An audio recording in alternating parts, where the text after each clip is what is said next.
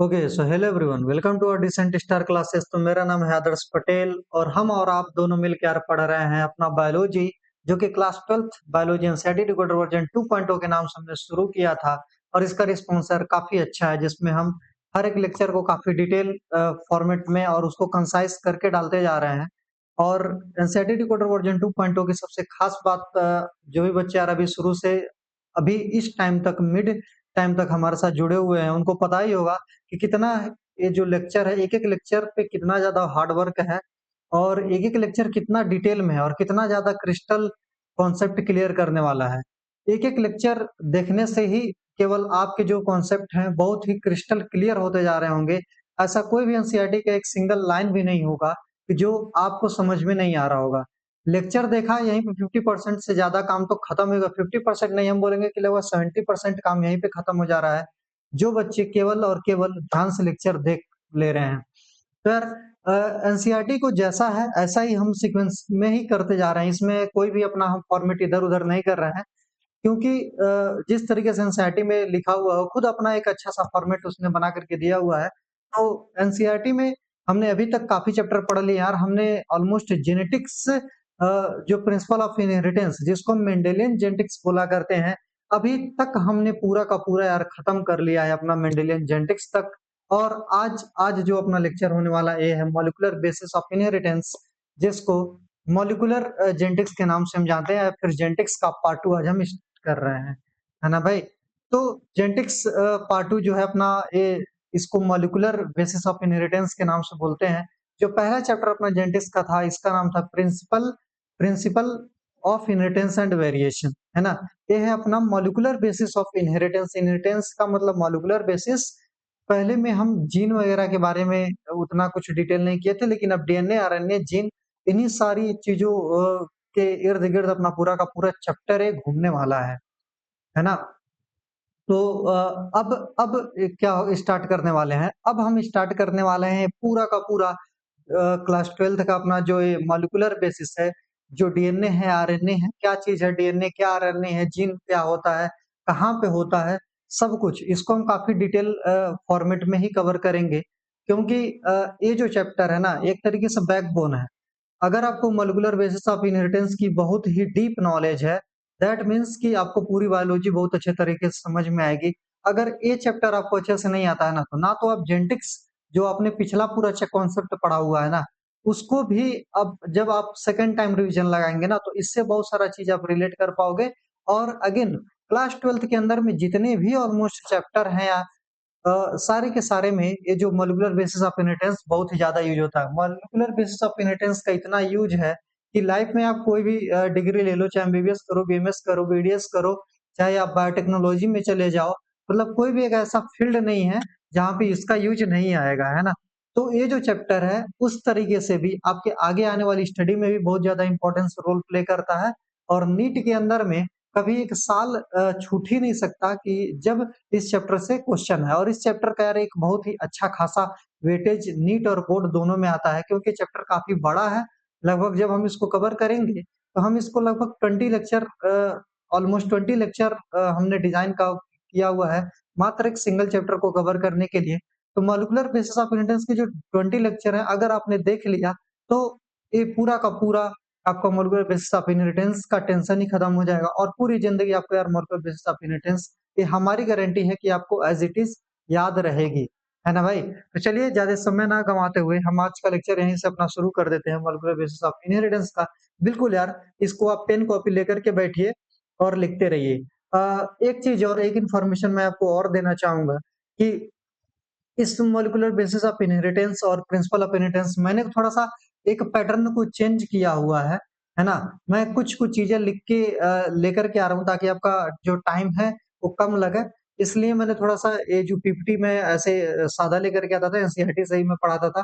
तो जहाँ पे और जैसी ज़रूरत थी, हम उसको देख रहे हैं और उसको ऐसे ही पढ़ रहे हैं। पर अब से थोड़ा-सा इसका पढ़ाने का पैटर्न चेंज करते हैं और होपफुली यहाँ से एक और हम कुछ अच्छा चीज़ निकालेंगे जो कॉन्सेप्ट है, और आगे चल कर के हम बहुत ही अच्छा कुछ क्रिएट करने वाले हैं इससे। खैर, सब चीज़ें एक बार रिवील नहीं कर सकते हैं। तो देखिए, ये मॉलिक्यूलर बेसिस ऑफ इनहेरिटेंस अपना चैप्टर है, जो कि चैप्टर 5 है एनसीईआरटी क्लास 12th का। तो एक बार हम पहले इसका इंट्रोडक्टरी लेक्चर में हम पहले यही समझाते हैं कि इसके अंदर में क्या-क्या चीज़ पढ़ना होता है और कैसे हम ये पूरा का पूरा जो अब सीरीज़ चलने वाली है, इसको हम कैसे लेकर के जाने वाले हैं। तो देखिए भाई, पहला चीज़ हमें पढ़ना है detail and concise lecture on the DNA. DNA को आप जितने अच्छे तरीके से समझ पाओगे, उतने अच्छे तरीके से बाकी की चीज़ें आपको समझ में आएँगी। तो पहला हमें चीज़ एकदम एम्फसाइज़ करके पढ़ना है डीएनए। क्या है डीएनए? डीएनए बना कैसे है? डीएनए में कौन-कौन से केमिकल है? डीएनए में कौन-कौन से मॉलिक्यूल हैं? डीएनए दिखता कैसे है? डीएनए का इन्वेंशन कैसा हुआ? ये सारी चीज़ें हम डीएनए द डीएनए का मतलब सब कुछ खत्म हो जाएगा। इसके बाद the search of genetic material. Search of genetic मट हम सब जानते हैं कि अभी हम सब जान रहे हैं कि हमारी बॉडी का जो जेनेटिक मटेरियल है, वो क्या है भैया? डीएनए, है ना? पर कुछ टाइम पहले या फिर मेंडल के टाइम पे जब जीन नहीं पता था, तो डीएनए की बात ही छोड़ो, है ना? तो हमें डीएनए और आरएनए और प्रोटीन में हम कन्फ्यूज़ थे कि बॉडी का जेनेटिक मटेरियल कौन है? डीएनए है, आरएनए है कि प्रोटीन है? तो ये चीज़ें नहीं पता थी, पर धीरे-धीरे at the time of invention, time के साथ-साथ ये चीज़ें पता चलती गई। The search of genetic material में हम पढ़ेंगे कि हमारा जेनेटिक मटेरियल कौन था और कैसे इसकी खोज हुई थी कि DNA is the genetic material. समझ में आया? चलिए साहब, इसके बाद हम आरएनए वर्ड में जब इसमें हम इंटर करेंगे, तो आरएनए वर्ड में हम ये देखेंगे कि आरएनए जो था, ये अपना पहला जेनेटिक मटेरियल था, मतलब आरएनए से डीएनए बना है ना? ना कि डीएनए से आरएनए बना है। तो आरएनए से डीएनए कैसे बना? मतलब प्रोकैरियोटिक ऑर्गेनिज्म यूकैरियोटिक ऑर्गेनिज्म में कैसे चेंज हुआ? तो इसके पीछे की जो पूरी की पूरी इवोल्यूशन वाली जो कहानी है ना, जब आप इवोल्यूशन और इस चैप्टर को लिंक करेंगे, तब यहाँ से ये वाला टॉपिक भी आपको काफ़ी मज़ा आएगा। और आगे चल के जब आप केमिकल इवोल्यूशन कभी भी पढ़ोगे लाइफ के अंदर में, तो आपको समझ में आएगा डिटेल चीज़ कि RNA is the first genetic material, हम इसको क्यों बोलते हैं, है ना? चलिए साहब, इसके बाद हम रेप्लिकेशन पढ़ेंगे। जब डीएनए अपना खुद का कॉपी बनाता है, that is known as the replication, मतलब डीएनए से डीएनए का बनना रेप्लिकेशन। रेप्लिकेशन कैसे होता है? रेप्लिकेशन का यूज़ क्या है? रेप्लिकेशन होता क्यों है? मतलब हर एक चीज़ के पीछे का हम हाउ एंड व्हाई जानने की कोशिश करेंगे इस चैप्टर के अंदर में। इसके बाद ट्रांसक्रिप्शन पढ़ेंगे। ट्रांसक्रिप्शन मतलब बोले तो डीएनए से आरएनए बनने की जो कहानी होती है, that is known as the transcription. तो डीएनए से आरएनए बनने की कहानी को भी काफ़ी डिटेल में हम पढ़ने वाले हैं। इसके बाद हम जेनेटिक कोड पढ़ेंगे। जेनेटिक कोड बोले तो हर एक जो अपना आरएनए है, इसके ऊपर कुछ नाइट्रोजनस बेस होते हैं और 3 नाइट्रोजनस बेस का एक पेयर होता है जिसको हम कोडॉन बोलते हैं। तो इस जेनेटिक कोड के अंदर में हम एक जेनेटिक कोड की डिक्शनरी पढ़ेंगे और इसी जेनेटिक कोड की डिक्शनरी से हम ये समझते हैं कि बॉडी के अंदर में कौन-सा कोडॉन है कि कौन से अमीनो एसिड को कोड करता है और अमीनो एसिड ही प्रोटीन बनाता है जो हमारी बॉडी के कैरेक्टर को डिसाइड करता है ना? तो इस जेनेटिक कोड के अंदर में हम जेनेटिक डिक्शनरी पढ़ने वाले हैं या फिर कोडॉन की एक डिक्शनरी पढ़ने वाले हैं और यहाँ से हम क्लियर कर रहे होंगे कि कौन-सा कोडॉन किस टाइप के अमीनो एसिड को कैरी करता है और कौन-सा अमीनो एसिड जो है, ये किस टाइप के प्रोटीन को बनाएगा, है ना? इसके बाद साहब हम पढ़ेंगे ट्रांसलेशन। जैसे मैंने बताया, ये जो है आरएनए से क्या बनता है? प्रोटीन बनेगा, मतलब मैसेंजर आरएनए के पास कोडॉन होंगे और वहां से बनेगा प्रोटीन, ठीक है ना? तो जो प्रोटीन बनने की प्रक्रिया है, इसको बोलते हैं ट्रांसलेशन, मतलब कोडॉन। देखो, अगर एक हमको पेपर मिल जाए और उर्दू में उसमें कुछ लिखा हो या फिर स्पेनिश, जापानीज किसी लैंग्वेज में लिखा हो, तो शायद हम उस चीज को नहीं पढ़ पाएंगे। वो चीज हमारे लिए कोड है, उसको हमको डिकोड करना पड़ेगा। इसी तरीके से जो अपने एमआरएनए होते हैं, यहाँ पे लगे होते हैं नाइट्रोजनस बेस, जिसको बोलते हैं हम कोडॉन, और उस कोडॉन को हम डिकोड करते हैं, उस कोडॉन को हम पढ़ते हैं और कोडॉन को डिकोड करके हम देखते हैं कि इसमें कौन-सा इन्फॉर्मेशन छिपा है और वो इन्फॉर्मेशन कौन-सी अमीनो एसिड के लिए है ना भाई? तो वो जो चीज़ें होती हैं, वो होती हैं ट्रांसलेशन के अंदर में, मतलब आरएनए से प्रोटीन बनने की जो कहानी हम पढ़ेंगे ट्रांसलेशन में। इसके साथ-साथ रेगुलेशन ऑफ जीन एक्सप्रेशन, जैसे हम जानते हैं कि जो प्रोटीन होते हैं, जो अमीनो एसिड है प्रोटीन बनाता है और प्रोटीन जो होता है हमारे बॉडी के कैरेक्टर को, हमारे बॉडी के जो भी जीन का एक्सप्रेशन है कैसे हो रहा होगा, किस तरीके की प्रोटीन बना रहा होगा, किस तरीके की केमिकल सब्सटेंस बना रहे होंगे, तो ये जो जीन का एक्सप्रेशन है, इसका रेगुलेशन क्या है, इसमें खास करके हम पढ़ते हैं लैकोपेरॉन मैकेनिज्म। अगर आपने नाम सुना होगा कहीं से इधर-उधर से, तो लैकोपेरॉन के बारे में हम पढ़ पाएंगे, है ना? इसके बाद हम पढ़ेंगे एचजीपी। एचजीपी मतलब human genome project. Human genome project के अंदर में क्या किया गया था, जितने भी ह्यूमन के अंदर में जो अपने जीनोम है, जो कोडॉन है, इनकी सीक्वेंसिंग कर दी गई, है ना? सीक्वेंसिंग करके उससे अलग-अलग चीज़ों की इन्फॉर्मेशन निकाली गई, ह्यूमन ही नहीं बल्कि और ऑर्गेनिज़्म, तो उनके जो जीनोम है उनको सीक्वेंसिंग करके और देखा गया कौन-सा चीज़ क्या बना रहा, बॉडी के कौन-सी कोई कोई एक जीन होगा ना जो बॉडी के शायद इसको कंट्रोल कर रहा होगा, कोई किसी एंजाइम को कंट्रोल कर रहा होगा, किसी एंजाइम के मैकेनिज्म को कंट्रोल कर रहा होगा, तो हम ये अगर पता कर लेंगे, तो अगर वो बॉडी के अंदर वो एंजाइम नहीं बन पा रही होगी, तो शायद एम्ब्रियोनिक स्टेज में हम उस जीन को अगर आइडेंटिफाई कर लेते हैं, तो वहाँ पे जाकर के हम जीन को क्या कर पाएँगे, शायद करेक्ट कर पाएँगे और इस तरीके से हम बहुत सारा चीज़ ह्यूमन बेनिफिट, ह्यूमन वेलफेयर के लिए चीज़ें निकाल पाएँगे, है ना? तो ह्यूमन जीनोम प्रोजेक्ट के अंदर में इसके बाद डीएनए फिंगरप्रिंटिंग। डीएनए फिंगरप्रिंटिंग बोले तो हर एक ऑर्गेनिज़्म जो होता है एक दूसरे ऑर्गेनिज्म से यूनिक भगवान ने बना दिया है। नेचर ने हर एक ऑर्गेनिज्म को एक दूसरे ऑर्गेनिज्म से यूनिक बना के रखा हुआ है ना? तो ये जो यूनिकनेस है इसको हम पहचानते हैं डीएनए फिंगरप्रिंटिंग के अंदर में। डीएनए फिंगरप्रिंटिंग के आधार पे हम ये पहचान सकते हैं कि जैसे बोले कि हम बोल रहे हैं कि मेरे पापा ए हैं, ठीक है ना? तो इसका साइंटिफिक प्रूफ क्या है कि मेरे पापा ए हैं, तो अगर हम दोनों का अपना डीएनए फिंगरप्रिंटिंग कराते हैं, जेनेटिक मैच कराते हैं, तो इससे भी पता चल जाएगा, है ना?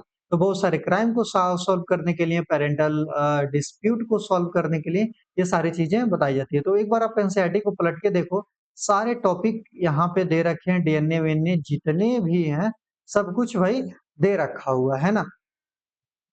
तो यहाँ तक शायद आपको चीज़ें क्लियर हो गई होंगी। तो अब हम यहाँ से अब जाकर के अपना चैप्टर की जो शुरुआत होती है मॉलिक्यूलर बेसिस ऑफ इनहेरिटेंस, लगभग 11-12 मिनट के इंट्रोडक्शन के बाद, अब हम शुरू कर सकते हैं क्या अपना मॉलिक्यूलर बेसिस ऑफ इनहेरिटेंस। तो चलिए भाई, यहाँ पे हम कुछ-कुछ लिखते हैं और कुछ-कुछ समझते हैं। आज का जो अपना मॉलिक्यूलर बेसिस ऑफ इनहेरिटेंस में है, इसमें हम कुछ टॉपिक पढ़ने वाले हैं और टॉपिक की देखो आप हम सारा कुछ यार पीपीटी ऐसे ही तैयार करके आए हैं ताकि हमें एटलीस्ट क्वेश्चंस ना लिखने पड़े और कुछ-कुछ चीज़ें ना लिखनी पड़े, ठीक? और कोई चीज़ छूटे ना। तो देखिए, मॉलिक्यूलर बेसिस ऑफ इनहेरिटेंस में जो कहानी है कैसे शुरू होती है, तो इसका इंट्रोडक्शन तो मैंने आपको पहले ही दे दिया है। देखो यार, at the time of Mendel ने किसका नाम लिया था बार-बार? फैक्टर का नाम लिया था और मेंडल ने जो फैक्टर बोला था, इन्होंने इसका कुछ बायोकेमिकल सिग्निफिकेंस या फिर एक्चुअल में फैक्टर है क्या, सिग्निफिकेंस क्या है, बॉडी में प्रेजेंट कहाँ पे है, इसके बारे में चीज़ें नहीं बता पाए थे। इसीलिए मेंडल को क्या किया गया था, बाद में रीडिस्कवर किया गया था, ठीक है ना? बाद में रीडिस्कवर किया गया था मेंडल के काम को और फैक्टर को सही में बताया गया कि फैक्टर जैसा कुछ होता है और फिर जाकर के लोगों ने जीन वगैरह क्रोमोसोमल थ्योरी ऑफ इनहेरिटेंस हम पढ़े, ठीक है ना? उसके बाद फिर जाकर के लोगों को पता चला कि कुछ न्यूक्लियस के अंदर में कुछ होता है, लेकिन अभी भी लोगों को एकदम एग्ज़ैक्ट क्लियर नहीं था कि न्यूक्लियस के अंदर में क्या चीज़ होता है, ठीक है ना? जीन तो समझ रहे थे पर उसका कोई बायोकेमिकल सिग्निफिकेंस नहीं इनके पास था उस चीज़ को और अच्छे तरीके से समझाने के लिए। तो लोगों ने फिर जीन को समझा, डीएनए को, आरएनए को और जेनेटिक मटेरियल के बारे में फिर लोगों ने समझा, ठीक है ना? इसके साथ-साथ देखो जो क्रोमोसोमल थ्योरी ऑफ इनहेरिटेंस है, बस तुम ध्यान से सुनते जाओ। क्रोमोसोमल थ्योरी ऑफ इनहेरिटेंस है, इसके भी बारे में फिर लोगों ने थोड़ा-सा बहुत समझा, पता किया, फिर जाकर के चीज़ें आसान हुई और एरिया क्या हो गया, थोड़ा-सा क्या हो गया अपना नैरो हो गया, है ना? देखो, अगर यहीं पे हम थोड़ा-सा इसको और डिटेल के अंदर में तुमको समझाएँ, थोड़ा-सा बहुत ज़्यादा नहीं इसके अंदर में हम जाते हैं, पर एक चीज़ समझो, डीएनए है, ठीक? इस डीएनए का एक छोटा-सा सेगमेंट अगर हम काट लेते हैं, तो इसको हम बोल रहे होते हैं जीन, ठीक है ना? यही जीन क्या होता है अपना यूनिट ऑफ हेरिडिटी होता है। क्या होता है? यूनिट ऑफ हेरिडिटी और हेरिडिटी होता है, ठीक? और और ये जो अपना डीएनए है, ये कहाँ पे प्रेज़ेंट है?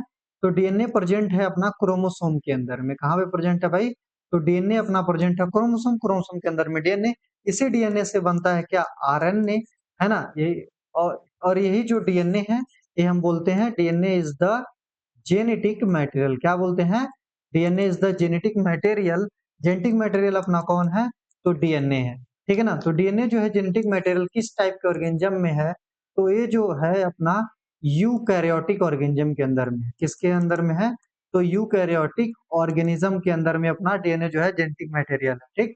और एक तरीके से और देखो आरएनए जो है, आरएनए भी जेनेटिक मटेरियल की तरीके से एक्ट करता है। आरएनए भी क्या करता है? जेनेटिक मटेरियल की तरीके से एक्ट करता है।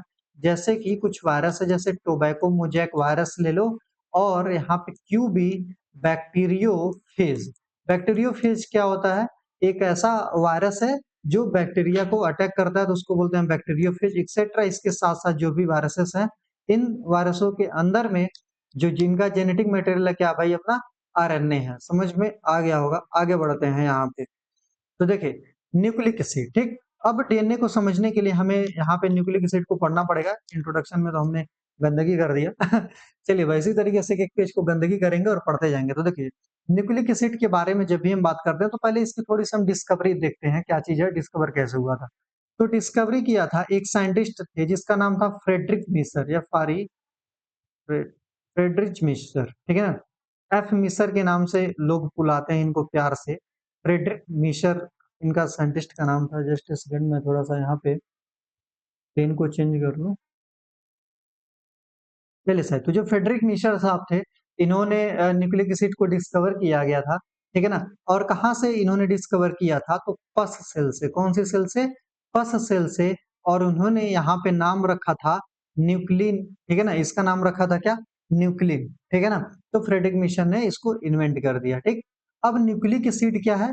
तो न्यूक्लिक एसिड को अगर आप डिफाइन करें तो इसका फॉर्मेशन कैसे होता है, ठीक है ना। तो न्यूक्लिक एसिड जो है ये कैसे बनते हैं, तो पॉलीमर होते हैं। क्या होते हैं? पॉलीमर। मतलब कई सारे छोटे छोटे यूनिट किसी केमिकल के जब मिलते हैं या फिर किसी भी चीज के मिलते हैं तो उसको बोलते हैं पॉलीमर। तो पॉलीमर होता है क्या? Nucleotide. Nucleic acid is the polymer of nucleotide. अरे समझ में आया क्या? न्यूक्लिक एसिड किसका पॉलीमर होता है? तो पॉलीमर ऑफ न्यूक्लियोटाइड। हाँ भैया, पॉलीमर होता है न्यूक्लियोटाइड का। अब न्यूक्लियोटाइड कैसे बनता है, तो ध्यान से देखो। न्यूक्लियोटाइड की जब हम बात कर रहे हैं तो बनता है न्यूक्लियोसाइड से। किसके मिलने से?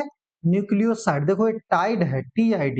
क्या है? टाइड है और साइड है, ठीक है ना। ये है न्यूक्लियोसाइड। और यहाँ पे बनेगा अपना फॉस्फेट, ये होगा फॉस्फेट। अब फॉस्फेट का स्ट्रक्चर देख लो।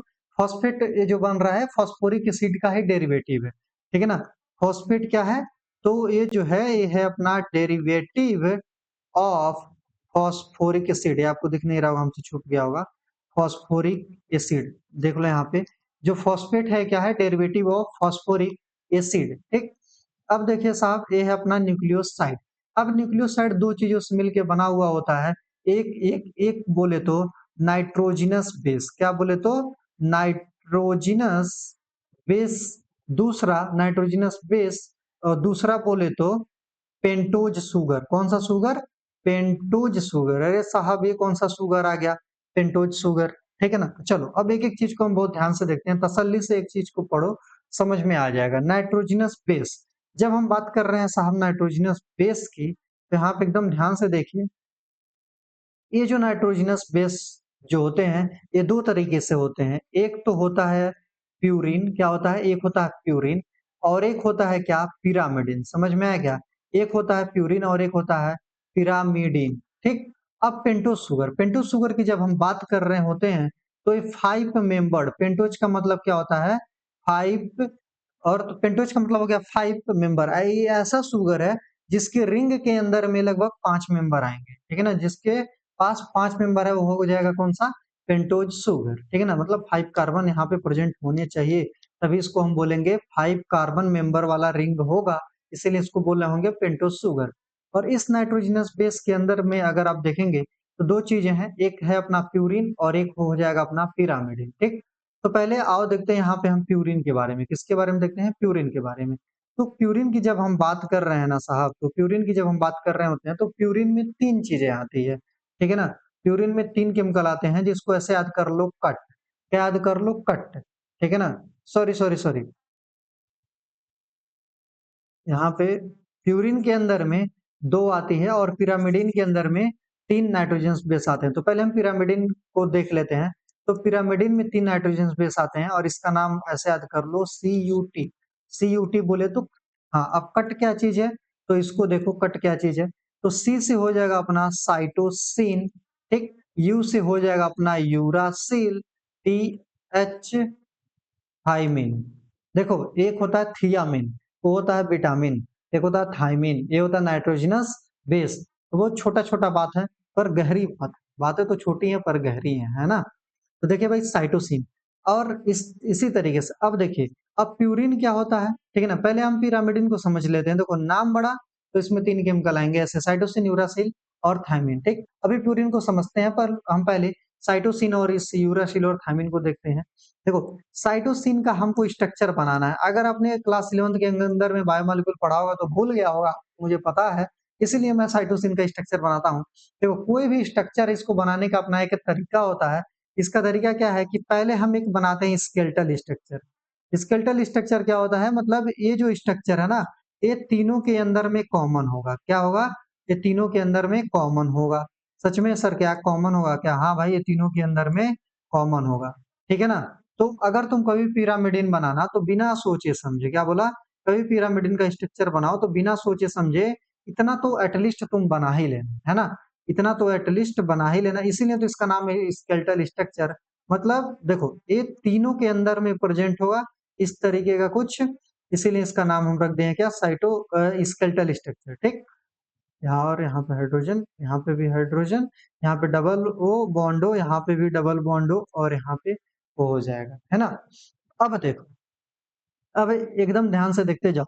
तो यहाँ पे नाइट्रोजन की कुछ कुछ वैलेंसी खाली है, और यहाँ पे हम एक एक केमिकल को जोड़ देंगे ना तो अलग अलग चीजें बन जाएगी। जैसे देखो, साइटोसिन में हम यहाँ पे ग्रुप जोड़ेंगे जिसका नाम है NH2 ग्रुप। ठीक है ना? नाइट्रोजन की कितने बॉन्ड बनाएगा? इसको 3 बनाना पड़ेगा ना। 3 बनाना है तो हम इसको ऐसे कर दें, एक बॉन्ड यहाँ पे लगा देंगे। मतलब साइटोसिन अगर तुम्हें बनाना है तो बस साइटोसिन के अंदर में एक काम करना, साइटोसिन के अंदर में काम करना एक NH2 ग्रुप। चलो हम इसको अच्छे से ही बना देते हैं, जो अलग चीज है हम इसको अलग से बना देते हैं। ठीक, तो साइटोसिन बनाना है तो यहाँ पे NH2 जोड़ना है, यहाँ पे एक डबल बॉन्ड जोड़ देंगे तो नाइट्रोजन की ये जो 3 वैलेंसी अपनी पूरी हो जाएगी, और यहाँ पे देखो नाइट्रोजन 3 की वैलेंसी बना था, पूरा हो गया। तो ये जो स्ट्रक्चर हो गया अपना, हो गया साइटोसिन का। अब एक खास बात है कि इसकी नंबरिंग ऐसे करते हैं। ए, जहाँ पे हाइड्रोजन जुड़ा है पहले पहले नंबरिंग देंगे, फिर 1 2 3 4 5 6। ठीक है ना? मतलब जो पिरामिडिन है इसमें क्या है बताओ? इस पिरामिडिन स्ट्रक्चर के अंदर में कितने नाइट्रोजन है और कितने कार्बन है? तो 2 नाइट्रोजन है, तो कितने कार्बन होंगे? अरे 6 मेंबर का रिंग है ना, 2n4c। ठीक है ना? तो पिरामिडिन को हम बोलेंगे 2n4c। स्ट्रक्चर किसका होता है? तो पिरामिडिन के 2 नाइट्रोजन है, बाकी 1 2 3 4 देखो 4 कार्बन हो गए। समझ में आया क्या? तो पिरामिडिन का स्ट्रक्चर कुछ ऐसा देखने के लिए मिलेगा। इसके बाद देखो, अपना है यूरासिल। यूरासिल का स्ट्रक्चर, तो यहाँ पे भी खाली है सर, यहाँ भी बॉन्ड बना दे ना भाई, यहाँ पे बॉन्ड नहीं बनाएंगे। यहाँ पे जुड़ा होता है यूरासिल के अंदर में हाइड्रोजन, और सिंपली डबल बॉन्ड ओ से एक ऑक्सीजन जुड़ा होता है, और डबल बॉन्ड ओ से क्या जुड़ा होता है? ऑक्सीजन। बस ये हो गया अपना यूरासिल का स्ट्रक्चर। हाँ साहब, इसके भी नंबरिंग कैसे करेंगे?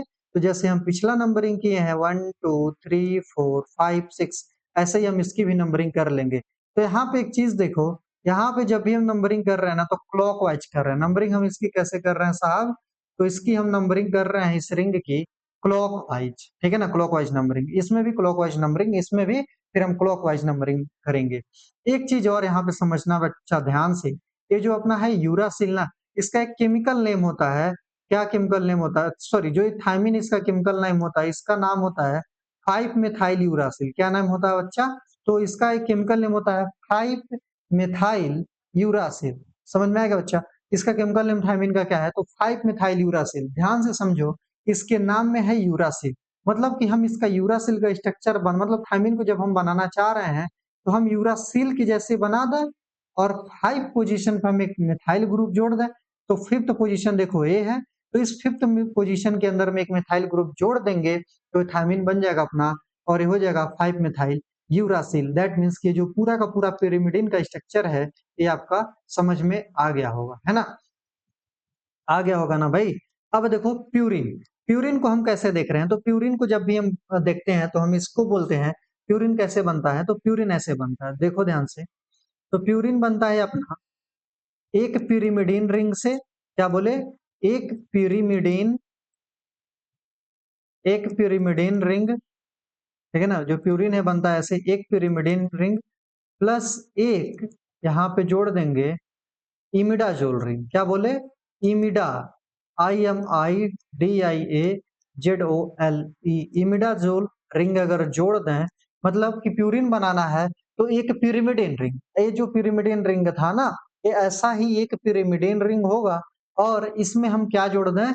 एक इमिडाजोल रिंग जोड़ दें तो हो जाएगा। ठीक, अब बोलोगे कि साहब ये इमिडाज़ोल विमिडाज़ोल जो बोल रहे हैं, ये कौन-सा मिडाज़ोल है, ठीक है ना?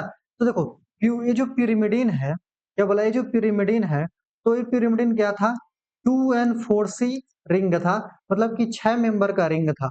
और ये जो इमिडाज़ोल रिंग होता है बच्चा जी, ये 5 मेंबर का रिंग होता है। कितने मेंबर का? 5 मेंबर का रिंग होता है। अच्छा साहब, इसमें भी 2 नाइट्रोजन होते हैं क्या? बिल्कुल यार, इसमें भी 2 नाइट्रोजन होते हैं और 3 कार्बन होते हैं। देखो 3C 3 और 2 कितना हो जाएगा 5, मतलब ये जो इमिडाज़ोल रिंग होता है, ये 5 मेंबर का रिंग होगा, ठीक? अब हम इसके बारे में इसका भी स्ट्रक्चर बना के देख लेते हैं, पर इसको फॉस्फेट को हम थोड़ा-सा नीचे ला देंगे क्योंकि इसके बारे में बहुत ज़्यादा पढ़ना है नहीं, ठीक? फॉस्फेट जस्ट ए सेकेंड, ठीक? हो गया। अब देखो इस pyrimidine के अंदर में 2 नाइट्रोजनस बेस अपने आते हैं। एक तो होता है एडेनिन, क्या होता है? एडेनिन। एक होता है क्या? गुआनिन। एक तो हो गया एडेनिन, दूसरा क्या हो गया साहब? गुआनिन, ठीक? अब हम इसका भी स्ट्रक्चर बना लेते हैं एडेनिन और गुआनिन का, ताकि हमें समझ में आ जाएगा। और बायोमोलिक्यूल के अंदर में सब बनाना था, पर आपने छोड़ दिया, पर कोई बात नहीं। देखो जब हम प्यूरिन की बात कर रहे हैं, क्या बोल रहे हैं? जब हम प्यूरिन की बात कर रहे हैं, मतलब एक pyrimidine रिंग होगा, फिर एक इमिडाज़ोल रिंग। साहब हमें इमिडाज़ोल रिंग के बारे में नहीं पता है, पर हमें प्यूरिन रिंग बनानी आती है ना भाई? हाँ, सॉरी pyrimidine रिंग बनाने आती है। तो pyrimidine रिंग हम इन दोनों के लिए पहले डिज़ाइन कर लेते हैं, फिर आगे बात करते हैं क्या चीज़ है। तो pyrimidine रिंग में ये जो अपना कॉमन स्ट्रक्चर था, ये अपने हैं जो कॉमन स्ट्रक्चर है, सॉरी। तो ऐसा ऐसा था, तो हम ऐसा स्ट्रक्चर देखो हम पहले बना लेते हैं, है ना? Just a second, just a second, just a second. यहाँ पे नाइट्रोजन, यहाँ पे भी है नाइट्रोजन, यहाँ पे ऐसा, यहाँ पे ऐसा, यहाँ पे ऐसा, यहाँ पे ऐसा, है ना? इतना तो हम एट लीस्ट बना सकते हैं। इसको हम बोल देंगे स्केलेटल स्ट्रक्चर लगभग ये किसका? pyrimidine रिंग का, ठीक है ना? 2N4C का जो हमें बनाना था, तो 2N4C का क्राइटेरिया हमने क्या कर लिया भैया? फॉलो कर लिया। अब हम इमिडाज़ोल रिंग को यहाँ पे समझ लेते हैं ताकि कहानी आसान हो जाए। अब इसमें हमें 5 मेंबर की रिंग बनानी है, तो देखो 2 नाइट्रोजन लगाने हैं, तो 2 नाइट्रोजन हम ऐसे जोड़ सकते हैं और इसको ऐसे जोड़ सकते हैं, है ना? इसको ऐसे जोड़ सकते हैं और यहाँ पे एक डबल बॉन्ड बना देंगे, तो ये हो जाएगा अपना इमिडाज़ोल का रिंग। क्या हो जाएगा? ये हो जाएगा अपना इमिडाज़ोल का रिंग, ठीक? अब ये जो है ना, अब ये जो स्ट्रक्चर हमने बनाया, ये इसका स्केलेटल स्ट्रक्चर है। ये क्या है? इसका स्केलेटल स्ट्रक्चर है। और एक सेकेंड, यहाँ पे इसमें इन दोनों पोजीशन पे यहाँ पे जोड़ दो आप हाइड्रोजन, ठीक? यहाँ पे जोड़ दो हाइड्रोजन, यहाँ पे जोड़ दो हाइड्रोजन, और इस वाले हाइड्रोजन को भी मैं क्या कर रहा हूँ? सर्कल कर रहा हूँ ऊपर वाले। इसका भी रीजन है, अभी आपको धीरे-धीरे समझ में आ जाएगा, है ना? तो ये अपना एक स्ट्रक्चर क्या हो गया साहब? बन गया, है ना? एक अपना स्ट्रक्चर बन गया। अब एडेनिन का स्ट्रक्चर में क्या होता है? इसमें अंतर क्या है? यहाँ पे एक NH2 ग्रुप जुड़ेगा। अच्छा साहब, ये तो एकदम साइटोसिन जैसा NH2 ग्रुप जोड़ दिया। हाँ, ऐसा ही कुछ। तो यहाँ पे एक डबल बॉन्ड हम बना देंगे, है ना? यहाँ पे एक डबल बॉन्ड बना देंगे और यहाँ पे कैसे इसकी वैलेंसी सेटिस्फाई होगी? तो यहाँ पे इसका एक हम डबल बॉन्ड लगा देंगे। अब देखो शायद ये पूरा का पूरा वैलेंसी सेटिस्फाई हो गया। अब यहाँ पे क्या बनाना है? यहाँ पे ऐसे बनाएंगे, एक डबल बॉन्ड बना देंगे यहाँ पे। साहब ये तो यूरासिल के जैसा हमें दिख रहा है। हाँ यार, एग्जैक्टली ये यूरासिल के ही तरीके से होता है, पर यहाँ पे इसकी वैलेंसी सेटिस्फाई करने के लिए एक NH2 ग्रुप एक्स्ट्रा जुड़ जाता है, ठीक है ना? तो ये जो स्ट्रक्चर है अपना, ये स्ट्रक्चर है अपना गुआनिन का, ठीक है ना? ये स्ट्रक्चर किसका? अपना गुआनिन का, ठीक? अब देखो अब देखो, मैं तुमको एक चीज थोड़ा-सा अभी रियलाइज़ करा दूँ ताकि आगे तुम इस चीज को याद किए रहो। यहाँ पे देखो, ये जो हमने क्या किया है, यहाँ पे जितने भी हाइड्रोजन हैं, ये कौन-सा रिंग हमने पूरा बनाया हुआ है जो ऊपर दिख रहा है आपको? ये पूरा का पूरा भी हम साइटोसिन यूरासिल थायमिन जो है अपना pyrimidine रिंग है। कौन सा रिंग है भैया? तो pyrimidine रिंग है। तो ये देखो pyrimidine रिंग हमने बनाया हुआ है। यहाँ पे देखो pyrimidine रिंग बनाया हुआ है और ये भी। और तीनों pyrimidine रिंग स्ट्रक्चर में देख रहे हैं हम क्या, कि पहले पहले नंबर पे जो वाला जो नाइट्रोजन है, पहले नंबर वाला, जस्ट अ सेकंड मैं इसको थोड़ा मार्क करना चाहूँगा। हुँ, हुँ। तो हम एक चीज़ देख पा रहे हैं साहब, क्या देख पा रहे हैं? कि जो अपना पहले नंबर वाला नाइट्रोजन है और इससे जो जुड़ा हुआ यहाँ पे एक हाइड्रोजन है, क्या है? पहले नंबर वाला जो नाइट्रोजन है, यहाँ पे जुड़ा हुआ हाइड्रोजन है और यहाँ पे भी पहले नंबर का नाइट्रोजन और यहाँ पे उससे जुड़ा हुआ हाइड्रोजन। ये चीज़ कहाँ पे देख रहे हैं हम? pyrimidine। सारे pyrimidine रिंग के फर्स्ट नाइट्रोजन वाले पे यहाँ एक हाइड्रोजन जुड़ा हुआ है। यहाँ से कुछ आगे चल के बॉन्ड बनेगा, इसका एक सिग्निफिकेंस है। ठीक है ना? ये आगे चल के कुछ बॉन्ड बनाएगा, जब हम आपको बताएँगे तो इस चीज़ को आप याद रखिएगा। और यहाँ पे हाँ, इसकी नंबरिंग अब ख़ास बात है, इसकी नंबरिंग हम कैसे करते हैं? तो इसकी नंबरिंग हम यहाँ से करते हैं साहब, यहाँ से, इस वाले नाइट्रोजन से, जहाँ पे फंक्शन ग्रुप जुड़ रहा है, यहाँ वाले इस नाइट्रोजन से इसको पहला नंबर देते हैं, दूसरा नंबर देंगे, तीसरा देंगे, चौथा देंगे, पाँचवा देंगे, छठा देंगे, ठीक? इसकी नंबरिंग भी देखो तो ऐसे किए हैं, क्लॉकवाइज़ किए हैं कि एंटी क्लॉकवाइज़, इसकी नंबरिंग हम देखो एंटी क्लॉकवाइज़ कर दी, इसकी नंबरिंग हमने ऐसे किया है, ठीक है ना? अब 5 हो गया, 6, 7, 8 अब देखो इसकी नंबरिंग हमने क्या कर दिया लगभग क्लॉकवाइज़ हम ऐसे मुड़ गए हैं। तो इसकी नंबरिंग याद करने का तरीका है कि ऐसे पहले एंटी क्लॉकवाइज़ नंबरिंग करना फिर 5, 6, 7 1 सेकंड 5, 6, 6 तो यहाँ पे हो गया ना सॉरी, ये 7 नंबर होगा, 8 नंबर होगा और ये 9 नंबर हो गया, ठीक? इसी तरीके से अगेन 1, 2, 3, 4, 5, 6, 7, 8, 9 ठीक? ऐसे नंबरिंग हम यहाँ पे कर देंगे। अब यहाँ पे देखिए ये कौन-सा रिंग जो हमने बनाया है, तो दोनों हमने बनाया है कौन-सा?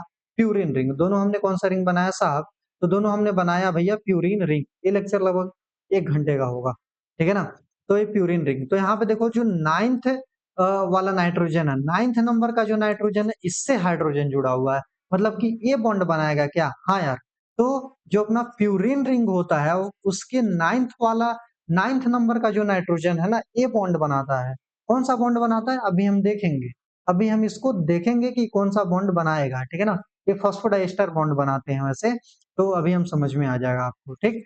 तो प्यूरिन रिंग के अंदर में जो पहले नाइट्रोजन से जुड़ा हुआ हाइड्रोजन है, ये बॉन्ड बनाएगा और सॉरी pyrimidine रिंग के अंदर है और प्यूरिन रिंग से जो 9th नाइट्रोजन पे हाइड्रोजन जुड़ा हुआ है, ये आगे चल के बॉन्ड बनाएगा, ठीक? अब देखो न्यूक्लियोसाइड के अंदर में तो हमने नाइट्रोजन बेस पढ़ लिया, अब हम फॉस्फेट के बारे में देख लेते हैं। तो फॉस्फेट क्या है? तो फॉस्फेट में हम लिखेंगे derivative of phosphoric acid, derivative of phosphoric acid, phosphoric acid. अब देखो एसिड है, तो एसिड है ना, तो इस डीएनए के अंदर में मतलब फॉस्फेट पाया जाएगा, ठीक है ना? तो that is why that's why DNA is acidic in nature, that wise DNA is acidic in nature, मतलब कि इसीलिए जो अपने डीएनए है, ये कौन से नेचर के होते हैं या फिर जो आरएनए है कौन से नेचर के होंगे? एसिडिक नेचर के होंगे। क्यों एसिडिक नेचर के अंदर अंदर होंगे? क्योंकि इसमें फॉस्फेट और फॉस्फेट जो ग्रुप होता है फॉस्फोरिक एसिड का डेरिवेटिव होता है, मतलब एसिड का डेरिवेटिव है तो डीएनए के अंदर में एसिडिक नेचर आएगा कि नहीं? तो डीएनए इसीलिए एसिडिक नेचर का होता है। अगर इसका स्ट्रक्चर देखो तो हम ऐसे बना सकते हैं, सॉरी OH, OH, OH, मतलब कि इसको बोल सकते हैं S3, देखो तीन H है ना, तो S3 एक फॉस्फोरस है, H3PO और 4 हाइड्रोजन ऑक्सीजन है, तो H3PO4 यही ना, या फॉस्फोरिक एसिड का स्ट्रक्चर ये हो गया और फॉस्फोरिक एसिड का केमिकल फॉर्मूला हो गया। इसीलिए डीएनए क्या होता है अपना एसिडिक नेचर का होता है, ठीक? अब हमें क्या पढ़ना है? अब हमें पढ़ना है थोड़े बॉन्ड के बारे में। कौन से बारे में पढ़ना भैया?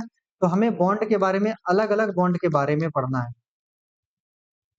तो देखो यहाँ पे मैंने एक टॉपिक आगे लिखा है, position of hydrogen in N2 base which participate in the bond, तो ये आपको आगे आगे समझ में आ जाएगा, ठीक? अब देखो ये पूरा का पूरा बॉन्ड समझाने के लिए मैं आपको ऐसे समझाऊंगा। इसके लिए हमें एक बनाना पड़ेगा क्या? Ribose sugar. क्या बनाना पड़ेगा? एक हमें राइबोज शुगर भी बनाना पड़ेगा। खैर हमने न्यूक्लियोसाइड पढ़ लिया, न्यूक्लियोसाइड के अंदर में देखिएगा थोड़ा ध्यान से समझने वाला है, ज्यादा इसमें बोर मत होइए। तो देखो न्यूक्लियोसाइड के अंदर हमने नाइट्रोजनस बेस देखा, इस नाइट्रोजनस बेस के बाद अब हम देखने वाले हैं शायद पेंटोज, शायद क्या देखने ही वाले हैं, फॉस्फेट हमने देख लिया, अब हम देख रहे हैं पेंटोज शुगर, ठीक है ना? अपना पेंटोज शुगर का स्ट्रक्चर कैसा होता है, तो इसके भी बारे में हम देखेंगे, तभी जाकर के चीजें हमें समझ में आएंगी, ठीक है ना? तो देखो भाई जब हम पेंटोज शुगर के बारे में बात करेंगे तो हमने क्या बोला है कि 5 कार्बन का शुगर होता है। मैं यहाँ पे कहाँ पे बनाऊं इसको, चलो मैं यहाँ पे बनाता हूँ इसको। ये देखो अपना हो गया पेंटोज शुगर के बारे में हम देख रहे हैं, ठीक? तो पेंटोज शुगर के बारे में जब भी हम बात करेंगे तो देखो एक चीज, इस पेंटोज शुगर के अंदर में दो चीजें आते हैं। एक तो आ गया अपना राइबोज शुगर। कौन सा शुगर? एक आता है अपना राइबोज शुगर और दूसरा आता है डीऑक्सी राइबोज शुगर। कौन सा शुगर है? Deoxy ribose sugar. हाँ साहब, तो राइबोज शुगर कहाँ पे प्रेजेंट होगा? तो राइबोज शुगर प्रेजेंट होता अपना आरएनए के अंदर में, डीऑक्सी राइबोज शुगर प्रेजेंट होता अपना डीएनए के अंदर में, ठीक। अब हम राइबोस शुगर का एक बार स्ट्रक्चर बनाएंगे, तभी जाकर के मामला अपना एक क्लियर हो पाएगा। तो देखो यहीं से हम सारा लगभग बॉन्ड बना पाएंगे। देखो ये जो हो गया अपना राइबोस शुगर का स्ट्रक्चर, जब हम बना रहे होंगे तो ये हम ऐसे इसको बनाएंगे, ठीक। ये इसका लगभग स्केलेटल स्ट्रक्चर है और यहाँ पे CH2OH, ठीक। अब देखो हम पहले राइबोज और डीऑक्सी राइबोज शुगर दोनों बनाते हैं, है ना। तो ऐसा हो गया, यहाँ पे HOH HOH HOH और यहाँ पे H, ठीक। देखो यहाँ पे कितने हैं, 1 2 3 4 5, लगभग कितने कार्बन हो जा रहे हैं भैया, 5। इसकी नंबरिंग कहाँ से करेंगे साहब, हाँ, तो इसकी नंबरिंग यहाँ से शुरुआत करेंगे, 1 2 3 4 5। देखो ये क्या है, लगभग 5 कार्बन है। कितने कार्बन है यहाँ पे, तो 5 कार्बन है यहाँ पे, ठीक है ना। तो यहाँ पे 5 कार्बन है, ठीक। अब देखो अगर अपना यहाँ पे एक चीज देखना, सेकेंड प्राइम पे, मतलब सेकेंड कार्बन पे अगर जिस शुगर के अंदर में OH होगा ना, ये होगा अपना राइबोज शुगर। कौन सा शुगर, तो ये जो OH होगा ये होगा राइबोज शुगर। और अगर स्ट्रक्चर में यहाँ पे ये इस OH के जगह पे H होगा, मतलब यहाँ पे ऑक्सीजन नहीं होगा, तब जाकर के हम इसको बोलेंगे डीऑक्सी डीऑक्सी राइबोज शुगर। क्या बोलेंगे इसको हम, डीऑक्सी राइबोज शुगर, ठीक है ना। डीऑक्सी राइबोज शुगर का स्ट्रक्चर अगर हम बनाना चाहें तो फटाक से एक बार देख लो। यहाँ पे मतलब मैं बोल रहा हूँ कि यहाँ पे बस H हो इस तरीके का, बाकी सारे स्ट्रक्चर से बस यहाँ पे OH ना हो, यहाँ पे भी H और यहाँ पे भी H हो, तो ये हो जाएगा अपना डीऑक्सी राइबोज शुगर। समझ में आया क्या। तो राइबोज शुगर और डीऑक्सी राइबोज शुगर, और ये चीज आपको पता ही हो गया कौन सा चीज कहाँ पे प्रेजेंट है, ठीक। अब देखिएगा साहब, अब देखिएगा क्या होता है, ये जो अपने स्ट्रक्चर हमने बना लिया ना, ये जो स्ट्रक्चर हमने बना लिया, अब इसी स्ट्रक्चर को हम ध्यान से देखते हैं। देखो अब इस वाले से यहाँ से क्या हो जाता है, जस्ट ए सेकेंड, यहाँ पे हम थोड़ा सा चेंज करेंगे, यहाँ पे हम लिखेंगे OH, यहाँ पे हम लिख देते हैं हाइड्रोजन, इससे कोई दिक्कत नहीं है, ठीक। अब यहाँ पे क्या होता है, यहाँ पे एक ग्रुप जुड़ जाएगा। यहाँ पे कौन सा ग्रुप जुड़ेगा, तो यहाँ पे अपने जुड़ेंगे नाइट्रोजिनस बेस। यहाँ पे कौन से जुड़ेंगे, नाइट्रोजिनस बेस जुड़ता है। कहाँ से, ये जो पहला वाला कार्बन है यहाँ से पे नाइट्रोजिनस बेस जुड़ता है, और जो 5th नंबर का जो कार्बन है इससे OH है, यहाँ पे फॉस्फेट जुड़ता है। क्या जुड़ता है भैया, फॉस्फेट जुड़ता है। और थर्ड वाले पे भी यहाँ पे एक जुड़ता है, क्या, बीच में फॉस्फेट, फिर यहाँ पे इसी तरीके से एक जुड़ता है अपना पेंटोज शुगर। क्या जुड़ेगा, पेंटोज शुगर। अब यहाँ पे अलग अलग तरीके के आपको बॉन्ड दिखाई देंगे। अब यहाँ पे अलग अलग तरीके के क्या दिखाई देंगे, बॉन्ड। तो एन ग्लाइकोसिडिक मतलब यहाँ पे है नाइट्रोजनस बेस और शुगर के बीच में जो बॉन्ड बनता है, एन का मतलब नाइट्रोजनस बेस और ग्लाइकोसिडिक मतलब ये जो शुगर है, ठीक है ना, शुगर जो है इसका बॉन्ड। तो मतलब कि जो नाइट्रोजनस बेस और प्लस पेंटोज शुगर के अंदर में बॉन्ड बन रहा है, उसको बोलते हैं एन ग्लाइकोसिडिक बॉन्ड। और एन ग्लाइकोसिडिक बॉन्ड के बारे में जब भी आप बात कर रहे हैं, एन ग्लाइकोसिडिक बॉन्ड बन रहा है साहब, ये अपना फर्स्ट कार्बन पे, first carbon of pentose sugar पे एन ग्लाइकोसिडिक बॉन्ड आपको देखने के लिए मिलता है। अब फॉस्फोएस्टर बॉन्ड, फॉस्फोएस्टर बॉन्ड यहाँ पे बनता है, मतलब ये जो इसका फॉस्फेट यहाँ से OH फॉस्फेट से OH निकल जाएगा, यहाँ से H निकल जाएगा, ठीक है ना, दोनों मिलके अपना बॉन्ड बना देंगे। और फॉस्फोएस्टर यहाँ पे एक एस्टर लिंकेज के फॉर्मेशन होगा, आगे चल के हम आपको दिखाएंगे। तो यहाँ पे मतलब कि जो यहाँ पे 5th कार्बन है, यहाँ से फॉस्फोएस्टर बॉन्ड, तो फॉस्फोएस्टर बॉन्ड किसके बीच में बन रहा है, तो एक फॉस्फेट, फॉस्फेट से फॉस्फेट जुड़ता है किससे, जब पेंटोज शुगर से, जब फॉस्फेट जुड़ता है साहब पेंटोज शुगर से, तब बनता है अपना फॉस्फो एस्टर बॉन्ड। और पेंटोज शुगर के कौन से कार्बन से जुड़ता है, तो 5th कार्बन वो जो है पेंटोज शुगर का इसमें पार्टिसिपेट करता है। हाँ सही बात है, एग्जैक्टली यही होता भी है ना, एग्जैक्टली यही होता भी है। अब देखिएगा साहब, अब देखिएगा एक चीज यहाँ पे आप, फॉस्फोडाइएस्टर बॉन्ड। तो ये जो चीज हमने अभी तक बनाया है ना, मतलब कि इसका OH, पहले वाले शुगर का अपना OH, फिर एक फॉस्फेट ग्रुप, फिर एक पेंटोज शुगर, तो ये जो बॉन्ड है इसको बोलते हैं हम फॉस्फोडाइएस्टर बॉन्ड। इस बॉन्ड को क्या बोलेंगे? Phosphodiester bond. समझ में आ गया क्या? इस बॉन्ड को क्या बोलेंगे साहब? तो इस बॉन्ड को हम बोलेंगे फॉस्फोडाइएस्टर बॉन्ड। तो ये जो बन रहा है मतलब एक पेंटोज शुगर प्लस फॉस्फेट फिर पेंटोज शुगर, तो इसको कैसे बोलेंगे फॉस्फोडाइएस्टर बॉन्ड को? तो हाँ, pentose sugar plus phosphate plus pentose sugar. देख रहे हो ना, बीच में फॉस्फेट और इसके इर्द गिर्द दोनों साइड में जब पेंटोज शुगर आ जाएगा तो यहाँ पे बनेगा फॉस्फोडाइस्टर। ऊपर में देखो फॉस्फोएस्टर, मतलब एक स्टर लिंकेज, यहाँ पे दो स्टर लिंकेज होगी, तभी तो फॉस्फोडाइस्टर नाम दे दिया गया। हाँ भाई, तभी नाम इसका दे दिया गया। ठीक, अब देखो position of hydrogen in nitrogenous base which participate in bond. तो यहाँ यहीं से हम समझ पाएंगे। यहाँ पे देखो पहला वाला जो कार्बन है क्या है? ये जो पहला वाला अपना कार्बन है, यहाँ पे नाइट्रोजनस बेस जुड़ रहा है। अब ये जो नाइट्रोजनस बेस है यहाँ पे अब प्यूरिन भी जुड़ सकता है और क्या जुड़ सकता है यहाँ पे pyrimidine भी जुड़ सकता है। अरे जुड़ सकता है कि नहीं? बिल्कुल साहब, pyrimidine भी जुड़ सकता है। तो pyrimidine के किस नाइट्रोजन पे हाइड्रोजन था? pyrimidine के किस नाइट्रोजन पे हाइड्रोजन था? तो मैंने बोला है कि फर्स्ट नाइट्रोजन पे क्या था? हाइड्रोजन था। फर्स्ट नाइट्रोजन से जुड़ा हुआ जो H होगा वो बनाएगा। ऊपर एक बार स्ट्रक्चर देख लेते हैं भाई साहब, ताकि आपको समझ में आ जाएगा। देखो जो फर्स्ट नाइट्रोजन है pyrimidine के अंदर में, इससे जुड़ा हुआ जो हाइड्रोजन है ये यहाँ पे अब पार्टिसिपेट करेगा। ठीक है ना? तो चलो, तो pyrimidine रिंग के अंदर में जो पहला नाइट्रोजन था, इससे जुड़ा हुआ जो हाइड्रोजन है, इसके साथ अपना पेंटोज शुगर का, क्या बोले, पेंटोज शुगर का कौन सा हाइड्रोजन?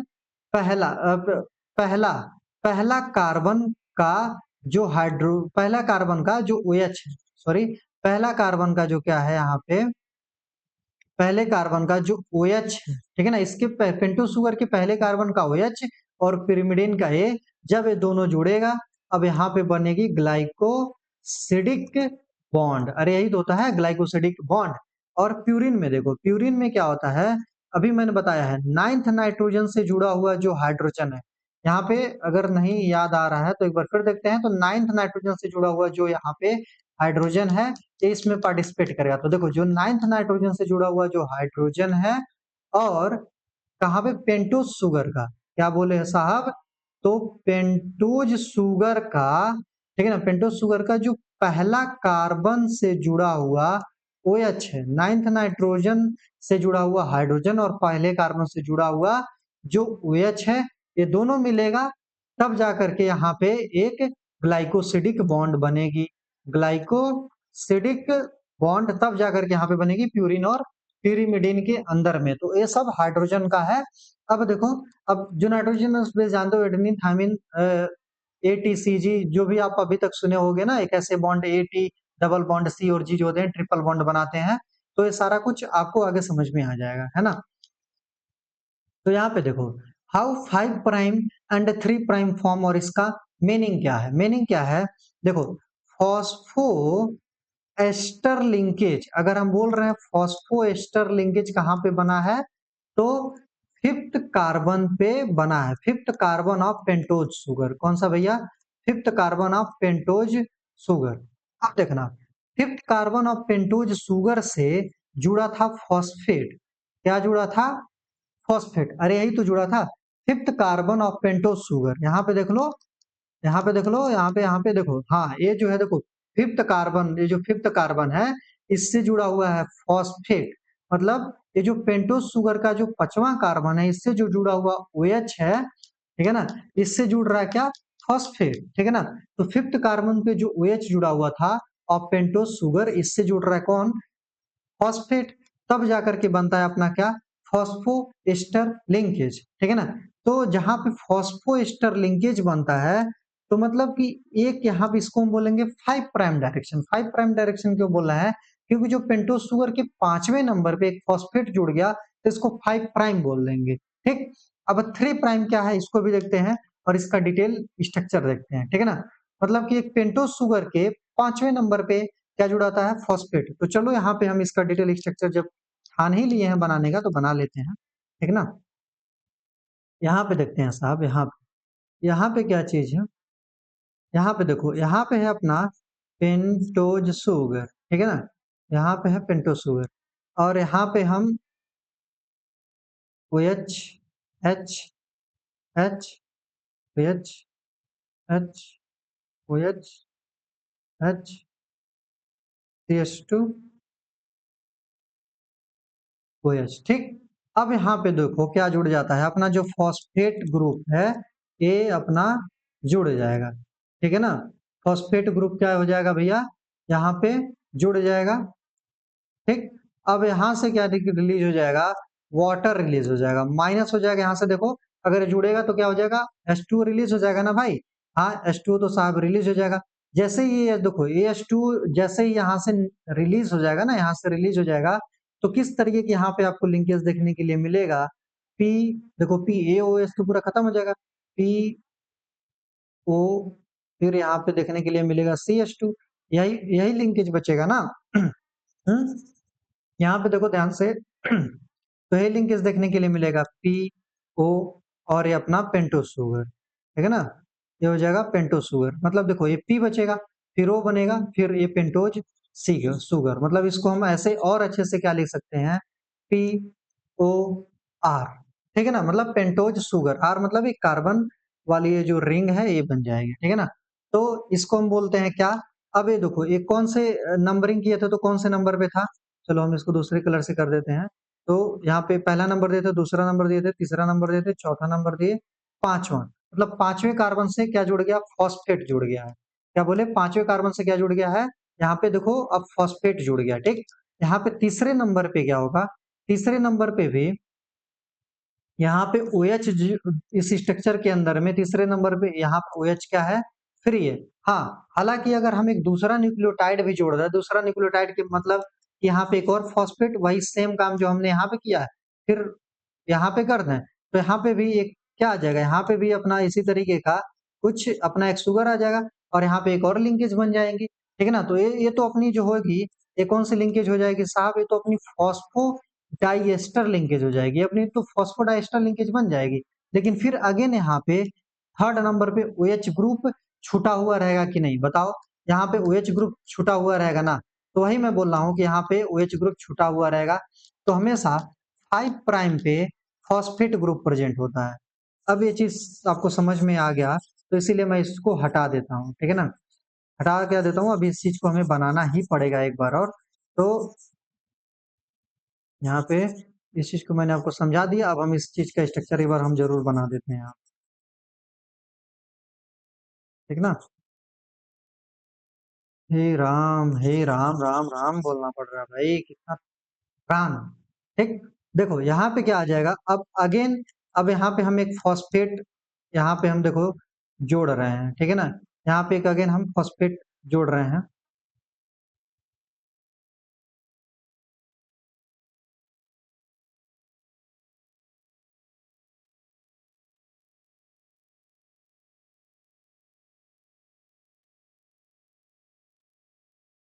और यहाँ पे ऐसा एक पेंटोज शुगर, इस चीज को आपको अब दिख रहा होगा, तो पेंटोज शुगर यहाँ पे O H H H O H H O H, और ACH2 तो हो गई यहाँ पे H।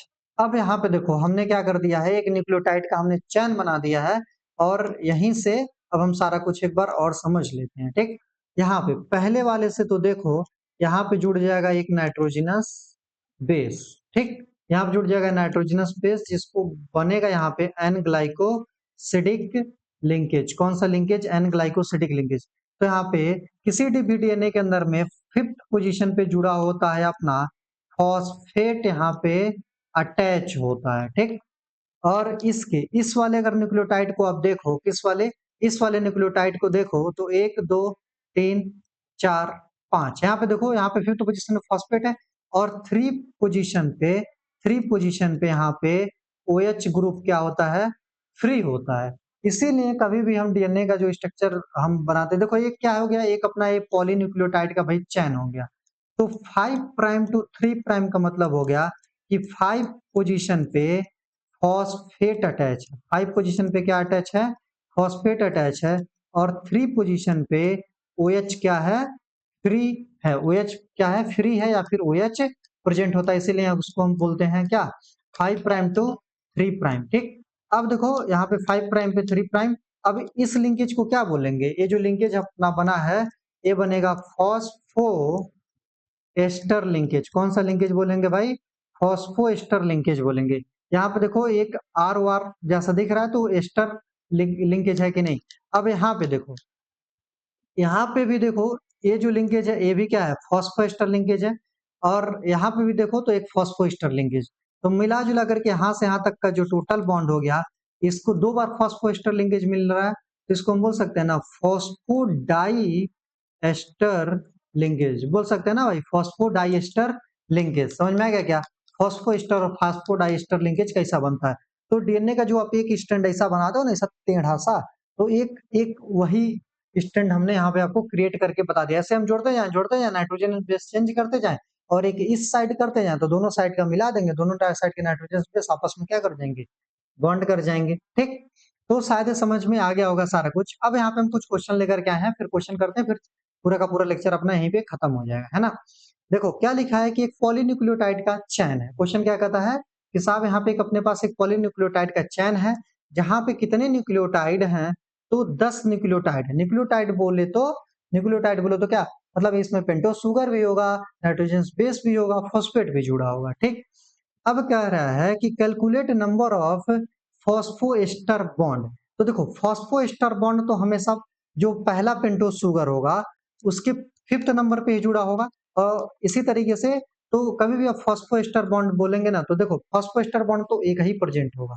जैसे ये ऊपर वाला स्ट्रक्चर यहाँ पे देख लो, ये जो ऊपर वाला स्ट्रक्चर देख लो, अब यहाँ पे एक फॉस्फोएस्टर लिंकेज हो गया ना। अब आगे हमें फॉस्फोडाइस्टर लिंकेज इसी तरीके से क्रिएट होगा। देखो अगर हम दूसरा तीसरा भी बनाए तो अगेन एक फॉस्फेट फिर शुगर, तो फॉस्फोडाइस्टर बॉन्ड मतलब कि 5 प्राइम का मतलब किसी भी डीएनए की 5th पोजीशन पे एक फॉस्फोएस्टर लिंकेज होगा। फॉस्फोएस्टर लिंकेज एक स्ट्रैंड के अंदर में एक ही होंगे। एक स्ट्रैंड अगर हम बना रहे हैं तो फॉस्फोएस्टर लिंकेज एक ही होंगे। तो फॉस्फोएस्टर लिंकेज अगर हम क्या बोल रहे हैं, 10 न्यूक्लियोटाइड बना रहे हैं, 10 न्यूक्लियोटाइड ऐसे हम जोड़ते जा रहे हैं, तो फॉस्फोएस्टर लिंकेज। तो देखो भाई अपना जो एस्टर फॉस्फोएस्टर जो हम लिंकेज बनाएंगे, क्या बोल रहे हैं हम, जब फॉस्फोएस्टर अपना लिंकेज बनाएंगे कितने होंगे? तो फॉस्फोएस्टर लिंकेज होंगे एक। इसी तरीके से फॉस और बताओ जो एन ग्लाइकोसिडिक लिंकेज है, पहले हम ग्लाइकोसिडिक लिंकेज की बात कर लेते हैं। तो ग्लाइकोसिडिक लिंकेज की जब बात करोगे, ग्लाइकोसिडिक लिंकेज नाइट्रोजन बेस, जितने शुगर उतने नाइट्रोजन बेस, जितने न्यूक्लियोटाइड उतने पेंटोस शुगर बनाने पड़ेंगे। तो अगर 10 न्यूक्लियोटाइड हैं तो ग्लाइकोसिडिक बॉन्ड कितना बन जाएगा भैया? 10 अपने ग्लाइकोसिडिक बॉन्ड बनेंगे। ठीक, इसी तरीके से अगर आप कैलकुलेट करो तो phosphodiester bond, phosphodiester bond 10 nucleotide है ना, तो पहले पोजीशन पे जैसे 10 न्यूक्लियोटाइड था या ऐसा ही था ना भाई, ऐसा ही था। तो देखो यहाँ पे तो ग्लाइकोसिडिक बॉन्ड बनेगा, यहाँ पे तो देखो जी लिख दिया ग्लाइकोसिडिक, यहाँ पे तो एक ही फॉस्फोएस्टर बॉन्ड, और यहाँ से तो हमेशा फॉस्फोडाइस्टर बॉन्ड बनते जाएंगे। ठीक है ना, तो फॉस्फोडाइस्टर बॉन्ड एक तो फॉस्फोएस्टर बॉन्ड बन गया। अगर तो देखो 10 न्यूक्लियोटाइड है, वहां पे एक फॉस्फोएस्टर बॉन्ड बनेगा और 9 तो बनेंगे फॉस्फोडाइस्टर बॉन्ड। ऐसे 9 जैसे 10 पेंटोस शुगर, तुम न्यूक्लियोटाइड का समझो 10 पेंटोज शुगर होंगे ना, तो 10 पेंटोज शुगर के पहले वाले में तो फॉस्फोएस्टर बॉन्ड बन गया, तो n-1 हो गया ना, तो बाकी 9 ही तो बचे, 9 बचे ना, तो 9 पे क्या हो जाएगा? Phosphodiester bond n-1। ठीक है ना, ये जो होगा नंबर ऑफ न्यूक्लियोटाइड के बराबर होंगे, फॉस्फोएस्टर बॉन्ड तो एक ही होगा। ठीक, समझ में आया क्या? नहीं समझ में आया तो तुम्हारा पिछले वाला भी जो मैंने पढ़ा है कॉन्सेप्ट में समझ में नहीं, इसलिए नहीं हो रहा है। अब क्या कह रहा है अपना क्वेश्चन, कह रहा है कि एक आरएनए मॉलिक्यूल है, क्या कह रहा है? इन्हें RNA molecule with 400 nucleotide. RNA molecule जैसे ही बोला तो डीएनए और आरएनए में तुमने बचपन में एक अंतर पढ़ा हुआ होगा। तो बोलते हो ना कि आरएनए साहब जो था अपना ये सिंगल स्टैंडर्ड होता है, जबकि डीएनए क्या होता है? डबल स्टैंडर्ड होता है। तो आरएनए मॉलिक्यूल के अंदर में 400 क्या है? न्यूक्लियोटाइड है। अब कह रहा है कि calculate the number of phosphoester bond. 400 nucleotide बोले तो कितने फॉस्फोएस्टर बॉन्ड? फॉस्फोएस्टर बॉन्ड तो मैंने बोल दिया कि हमेशा पहले पहले वाले पे ही लगेगा, मतलब एक ही फॉस्फोएस्टर बॉन्ड होगा। फॉस्फोडाइस्टर बॉन्ड कितने होंगे? 400 न्यूक्लियोटाइड है तो एक फॉस्फोएस्टर बॉन्ड घटा दो, जितने न्यूक्लियोटाइड है उसमें से एक घटा दो तो कितना हो जाएगा? 399। यही होगा ना। तो phosphoester bond, N glycosidic bond तो ये तो 400 ही होंगे। ठीक, देखो क्वेश्चन नंबर 3 क्या कहता है कि in DNA molecule with 400 base pair, एक डीएनए के अंदर में 400 बेस पेयर का मतलब बोले तो लगभग 800 न्यूक्लियोटाइड, ठीक है ना। तो यहाँ पे हम समझ सकते हैं कि टोटल न्यूक्लियोटाइड कितने हो जाएंगे? यहाँ पे 800 हो गए। जैसे यहाँ पे देखो डीएनए मॉलिक्यूल के अंदर में बेस पेयर होंगे तो 400 बेस का मतलब कि 800 न्यूक्लियोटाइड, क्योंकि डीएनए जो होगा पेयर में होगा। तो यहाँ पे 800 टोटल न्यूक्लियोटाइड का नंबर हो गया 8। अब बताओ फॉस्फोएस्टर बॉन्ड, तो डीएनए के दो स्ट्रैंड है, एक फॉस्फोएस्टर बॉन्ड, डीएनए के दो स्ट्रैंड है ना, तो एक फॉस्फ 5 प्राइम तो यहाँ पे होगा, एक फॉस्फोएस्टर बॉन्ड यहाँ पे, एक फॉस्फोएस्टर बॉन्ड यहाँ पे, ठीक है ना। मतलब एक फॉस्फोएस्ट 5 प्राइम टू ये उल्टा होता है ना, तो एक फॉस्फोएस्टर बॉन्ड मान लो यहाँ पे, एक फॉस्फोएस्टर बॉन्ड यहाँ पे। अभी समझने के लिए तुम यही भी समझ लो। खैर 5 प्राइम तो ये थोड़ा एंटी पर होते हैं, पर अभी मैं ऐसे लिख दूं एक तो फॉस्फोएस्टर बॉन्ड यहाँ पे होगा, एक फॉस्फोएस्टर बॉन्ड यहाँ पे होगा, है ना। तो फॉस्फोएस्टर बॉन्ड कितने हो गए? कितने हो गए? हो गए 2। ठीक, ग्लाइकोसिडिक बॉन्ड तो जितने न्यूक्लियोटाइड उतने ग्लाइकोसिडिक बॉन्ड, तो ग्लाइकोसिडिक बॉन्ड होंगे कितने? कितने? कितने? 800 होंगे क्या? ना भाई, ग्लाइकोसिडिक बॉन्ड 800 नहीं होंगे, ये जो ग्लाइकोसिडिक बॉन्ड होंगे 400 होंगे, क्योंकि 400 बेसिस है ना, 400 बेसिस है तो 400 न्यूक्लियोसाइड होगा। ठीक, अब फॉस्फोडाइस्टर बॉन्ड बोल लो, फॉस्फोडाइस्टर बॉन्ड बोल लो, तो फॉस्फोडाइस्टर बॉन्ड बोल लो, तो एक इसमें से कम कर दो। 400 देखो, 400 बेस पेयर का मतलब 400 न्यूक्लियोटाइड इधर होंगे, 400 न्यूक्लियोटाइड इधर होंगे, इसका मतलब ये हुआ ना। तो फॉस्फोडाइस्टर बॉन्ड कितने कितने हो जाएंगे? तो ये हो जाएंगे अपने 399, ठीक है ना। फॉस्फोडाइस्टर बॉन्ड कितने हो जाएंगे? 399। समझ में आया क्या भाई? तो इस तरीके से हम इसको कर सकते हैं, इसमें कोई दिक्कत नहीं है, इसमें कोई कष्ट परेशानी भी नहीं होना चाहिए।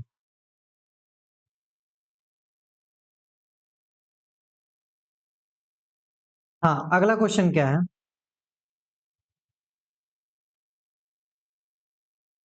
Sorry sorry sorry, just second भाई, ये आरएनए मॉलिक्यूल हो गया ना।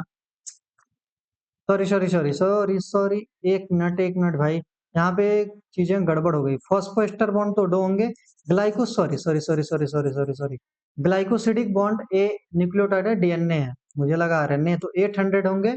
और यहाँ पे फॉस्फोडाइस्टर बॉन्ड कितने होंगे? 798, ठीक है ना। 700 कितने हो जाएंगे? 98 हो जाएंगे, ठीक है ना। ये चीज सही है, अब जाकर के आंसर अपना सही आ गया। ठीक, और देखो यहाँ पे फॉस्फोडाइस्टर बॉन्ड, अब phosphodiester bond, why phosphodiester bond is formed between 3 prime OH bond and 5 prime of new nucleotide. ये चीज आपको समझ में आ गया कि फॉस्फोडाइस्टर बॉन्ड क्यों होता है?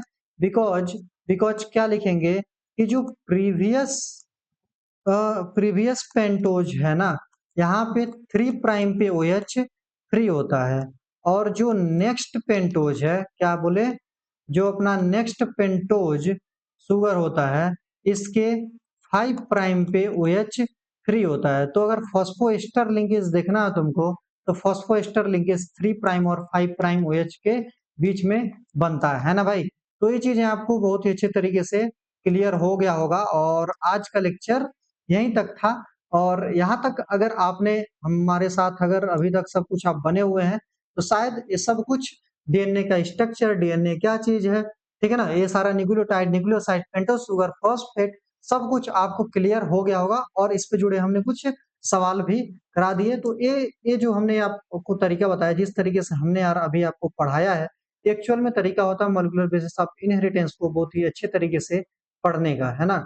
मॉलिक्यूलर बेसिस ऑफ इनहेरिटेंस के किसी भी टॉपिक को यार आप ऐसे इग्नोर नहीं कर सकते, किसी भी चीज को छोटा समझ के छोड़ नहीं सकते, क्योंकि एनसीईआरटी के अंदर में जब आप ये पैराग्राफ को देखोगे, मैं दिखा भी सकता हूँ, पर आप देख लेना खुद ही एनसीईआरटी के अंदर में, तो ये बहुत ही ज्यादा कंसाइज करके लिखा हुआ है। और बायोमोलिक्यूल में से लिख दिया है कि आपने बायोमोलिक्यूल के अंदर में सारा कुछ पढ़ा हुआ है, इसलिए एनसीईआरटी ने सीधे उस चीज को लिख दिया है ना।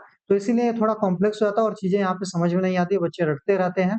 तो रटने की जरूरत बिल्कुल भी नहीं है। सारे चीज को समझ लो, एक बार कॉन्सेप्ट बना लो।